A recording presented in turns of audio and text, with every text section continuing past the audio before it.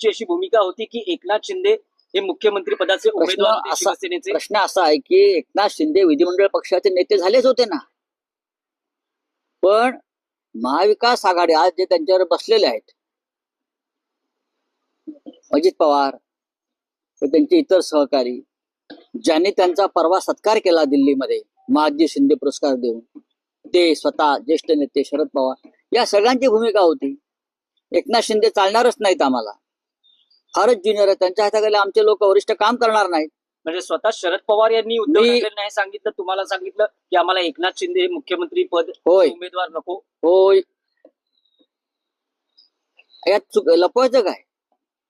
तसं नसतं. ते विधिमंडळ पक्षाच्या नेतेपदी माननीय उद्धव ठाकरे साहेबांनी एकनाथ शिंदेची निवड होऊच दिली नसती ना. जर भारतीय जनता पक्षाबरोबर राज्य निर्माण झालं असतं, भारतीय जनता पक्षावर, मी काय म्हणतो ऐकून घ्या, त्याने जर शब्द पाळला असता आमचा 50-50 चा, तर शिंदेच तेव्हा मुख्यमंत्री झाले असते. प्रश्नच येत नव्हता दुसरं कोणाचं नाव असण्याचा किंवा दुसरं कोणाला पुढे आणण्याचा. उद्धव ठाकरे त्या बाबतीमध्ये अत्यंत प्रामाणिक आहेत. त्यांनी एकनाथ शिंदे यांना विधिमंडळ पक्षाचं नेतं केलं, तिथेच त्यांना तो एक सिग्नल असतो तो दिलेला आहे.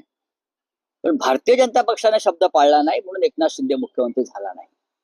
आणि काल ज्यांनी त्यांचा सत्कार केला माननीय पवार साहेबांनी आणि अजित पवार हे सगळे, त्यांनी महाविकास आघाडीमध्ये त्यांना मुख्यमंत्री होऊ दिलं नाही. आम्ही यांच्यावर काम करणार नाही. नंतर बघा, नंतर जे काय घडामोडी घडत असतात, तडजोडी घडत असतात, त्या पुढल्या गोष्टी. पण आम्ही या सगळ्या गोष्टीवरती आता पाणी सोडलं.